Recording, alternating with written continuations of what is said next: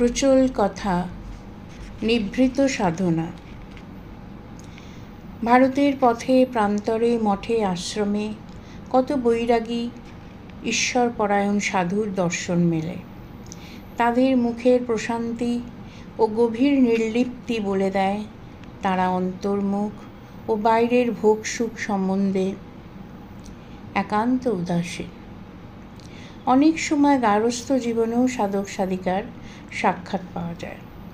তেমনই এক বধূর কাহিনী। পুরনো দিনের একটি বাড়ি। পূর্বপুরুষ ছিলেন জমিদার এবং খুব ধনী, কিন্তু সে বৈভবের কিছুই আজ আর অবশিষ্ট নেই।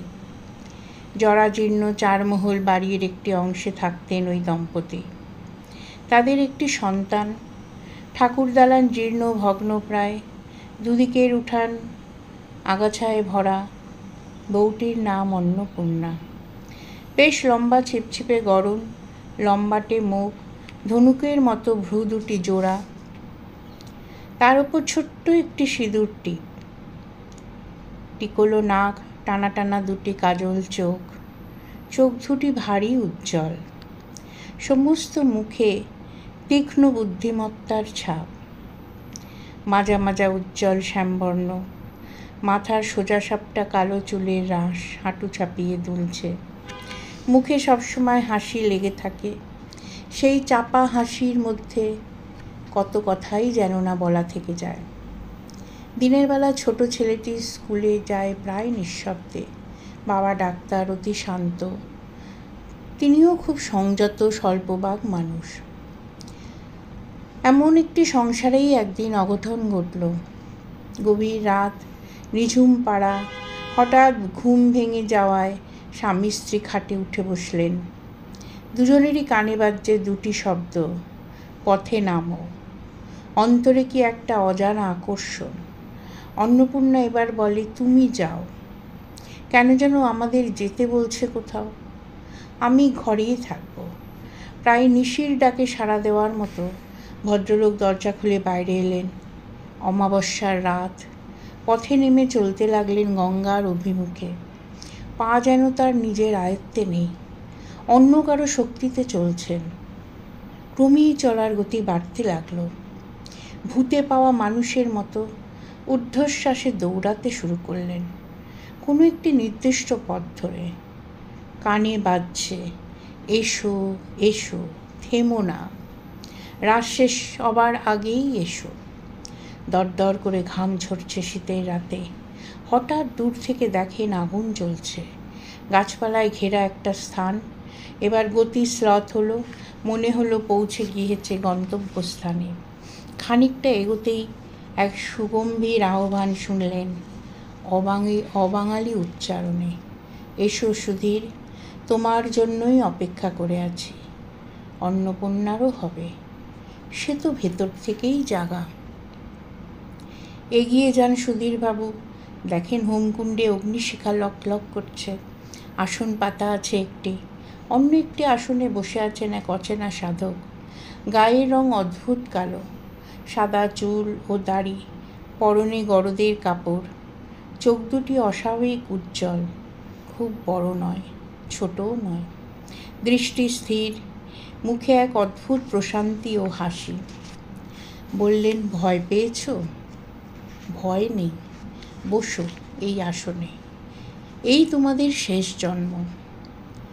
অসমাপ্ত সাধন শেষ করো।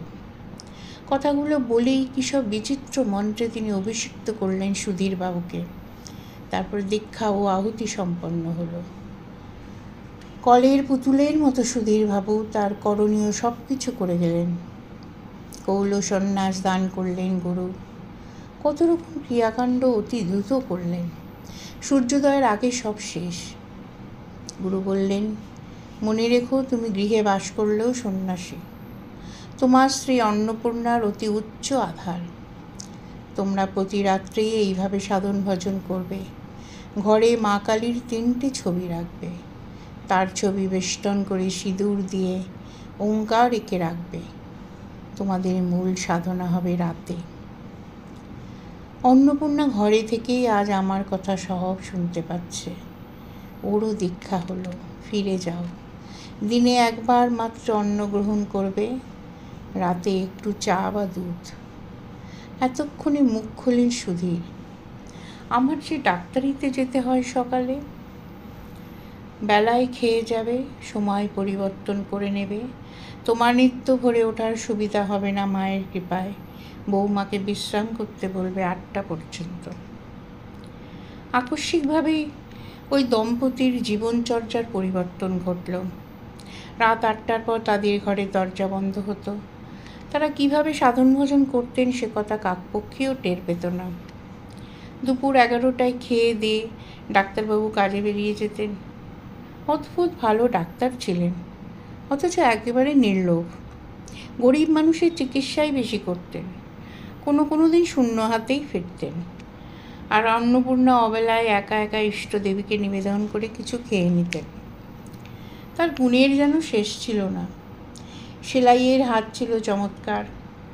পশমের আসনগুলো তাকিয়ে দেখতে হতো। আবার আলপনা দিতে বসলে পাড়া প্রতিবেশীর ভিড় জমত। বেশি কথা বলতো না অন্নপূর্ণা, কিন্তু যা বলতো তাতেই মাত করে দিত সকলকে। অসম্ভব রসবোধ ছিল এবং তার সঙ্গে বুদ্ধির ঝলক। তাদের এই নিভৃত সাধনা সিদ্ধ হয়েছিল কিভাবে তা জানা নেই। তবে কয়েকটি ঘটনাই বলে দেয় যে জগৎ জীবন সম্বন্ধে উদাসীন, স্বল্পেই সন্তুষ্ট ওই সাত্ত্বিক গৃহবধূ ও তার স্বামী সাধারণ মানুষ ছিলেন না। সেদিন ছিল অরন্ধন। সুধীরবাবু রোজই সকালে একটু চা বিস্কুট খেতেন। অন্নপূর্ণা বলে, আজ আগুন জ্বালতে নেই, নাই বা চা খেলে। সুধীরবাবু বিরক্ত, একটু আগুন জ্বাললে কী হবে, চা করে দাও। অন্নপূর্ণা আগুন জ্বালল, চা করল। আর সব রান্না শেষ রাতে ধ্যান জপের পর উঠে করে রেখেছিল। মনটা খুঁতখুত করছিল। যাক, চা পর্ব শেষ হলো। হঠাৎ দোতলার জানলা দিয়ে নিচে ঠাকুরদালানে চোখ পড়তেই আর পলক পড়ল না। স্বামীকে ডাকলে, ওগো তাড়াতাড়ি এসো, দেখো কি কাণ্ড। সুধীরবাবু ও অন্নপূর্ণা দুজনে জানলায় দাঁড়াতেই দেখলেন ঠাকুর দালান সাদা এবং কালো রঙের অজস্র সাপে ঢেকে গেছে এবং তার মধ্যে থেকে 3টে বেশ বড় বড় সাপ ফনা তুলে এগিয়ে আসছে ওদেরই দিকে মুখ করে। সে 3টে সাপের ফনা বেশ চেতালো, মনে হয় মহা বিষধর। অন্নপূর্ণা যেন ওদের ভাষা বুঝতে পারল। সুধীরবাবু স্তব্ধ। অন্নপূর্ণা হাত জোর করে বলল, আমাদের অন্যায় হয়ে গেছে, এমন দিনে আর আগুন জ্বালাবো না, আপনারা একটু কিছু গ্রহণ করে যান। বলেই অন্নপূর্ণা 3টে সরায় দুধ ও কলা দিয়ে ঠাকুর দালানে নামালো। তাকিয়ে দেখলো সাপ 3টি তখনও ফোনা তুলে রয়েছে। একটু দূর থেকেই পাত্রগুলি রাখলো। অন্য যেসব সাপ দালানে ঠিক ঠিক করছিল সেগুলো এলো না। সাপ 3টি এগিয়ে দুধ কলা খেলো। অন্নপূর্ণা হাত জোর করে প্রণাম করলো। উপরে এসে আবার জানলা দিয়ে দেখলো ঠাকুর দালান পরিষ্কার, কোনো সাপের চিহ্ন নেই। মানত করে এসেছিল পুজো দেবে মা মনসার। দিন কাটে, মানতের কথাটা ভুলেই গিয়েছিল। একদিন দুপুরবেলা রান্নাঘরে দেখে সেই সাপ ফোনা উঠিয়ে। এবারও হাত জোর করে অন্নপূর্ণা। সাপটি ধীরে ধীরে চলে যায়। পরদিনই পূজা পাঠিয়ে দেয় মনসা বাড়িতে। সংসার সংসারের মতো এগিয়ে চলে। এরা দুজন ধীরে ধীরে একেবারেই গুটিয়ে নেয় নিজেদের। ছেলে অন্যত্র গিয়ে সংসার পাতে। অন্নপূর্ণার বৈশিষ্ট্য ছিল সহজ নির্লিপ্তি। কোনো কিছু নিয়েই তার অভিযোগ ছিল না। পাড়া প্রতিবেশীরা কিসের টানে প্রতিদিনই বিকেলে তার কাছে আসতো।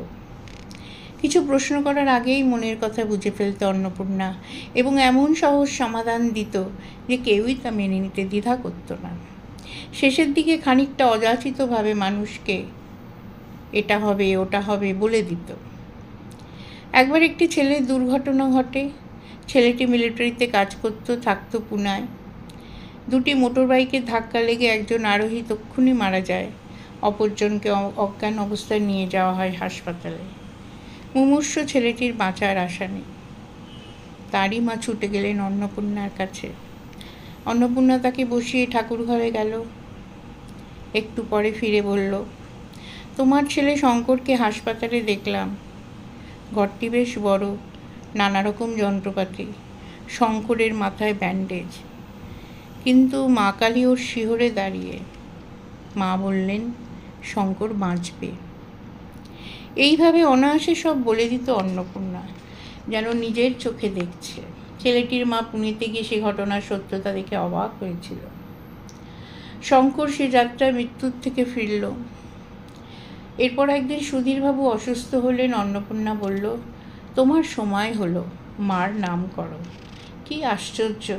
3 বার কালী নাম উচ্চারণ করে সুধীরবাবু সজ্ঞানে চলে গেলেন। অন্নপূর্ণা শান্ত। পারলৌকিক কাজকর্ম সবই মায়ের কৃপায় শেষ হয়ে গেল। এরপরই অন্নপূর্ণার জীবনে এলো অদ্ভুত পরিবর্তন। এই জগতের কোনো কিছুর প্রতি তার আর আকর্ষণ নেই। ঘুম বা বিশ্রাম যে কোনো করত, কেউ জানত না। ওই বিশাল ভাঙা বাড়ির অপর এক অংশে তখন এসেছে একটি ভাড়াটে পরিবার। তারা অন্নপূর্ণাকে অন্য চোখে দেখত। তাকে ভালো না বেশে কেউ পারত না। তার চোখে দোষ দৃষ্টি নেই। স্নেহ ঝরা সেই দৃষ্টি দেখলে ভোলা যায় না। মেয়েলি কথায় সে থাকতো না।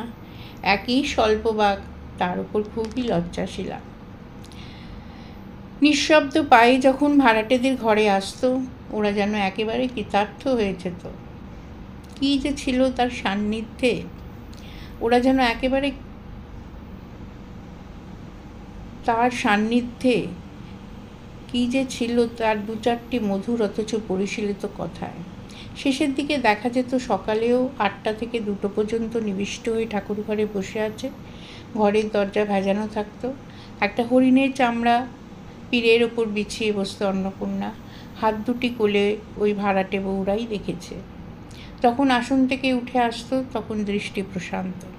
একদিন কথায় কথায় ভাড়াটে বউটি উদ্দেশ্য করে অন্নপূর্ণা বলে উঠল, মা বললেন তোমাদের কল্যাণ হবে, তোমার মেয়েটি খুব ভালো হবে, পড়াশোনা শিখবে। তারপর একটু আনমনা হয়ে বলল, আগামী কৃষ্ণপক্ষের একাদশী তিথি মঙ্গলবারে তোমরা আমার কাছে আসবে, পরে সবাইকে খবর দেবে। ভাড়াটে বউ বলল, মা সেদিন কি কিছু পুজো করবে? না না, পূজা নয়, আমার পূজা শেষ হবে। ওই মা কালীর 3টে ফটো মনে করে গঙ্গার জলে ভাসিয়ে দিবে। বউ সে কথার মাথা মুন্ডু কিছুই বুঝল না, শুধু ফ্যালফ্যাল করে তাকিয়ে রইল। অন্নপূর্ণা সেখান থেকে চলে গেল। শেষের দিকে মা কালীকে ছেড়ে তার যেন থাকতেই ভালো লাগতো না। দিনের শেষে 2 মুঠো অন্ন মুখে দিত, সঙ্গে একটু আলু ভাতে। ভাড়াটেদের বই করে দিত। ক্রমে এলো সেই একাদশীর তিথি। ঘরের দরজা বন্ধ সকাল থেকে। ধাক্কাধাক্কি করলেও দরজা খুলল না। খুলল বেলা 2:30 নাগাদ। মায়ের সামনে একটি মাদুরে শুয়ে পড়ল অন্নপূর্ণা। ওদের বলল, একটু দুধ খাওয়াও, চরণামৃত মিশিয়ে। বউ এবং শাশুড়ি ছোটাছুটি করে সব জোগাড় করলো। তখন মা মা করছে অন্নপূর্ণা। দুধ গড়িয়ে গেল। শেষ বাক্যটি উচ্চারণ করলো ভেতর থেকে, ওং কালী। তারপরেই চোখ দুটি বন্ধ হয়ে গেল। মুখের চারিদিকে ধীরে ধীরে ফুটে উঠল দীর্ঘ তপস্যার অপার্থিব দ্যুতি, সেই সঙ্গে এক দিব্য হাসি।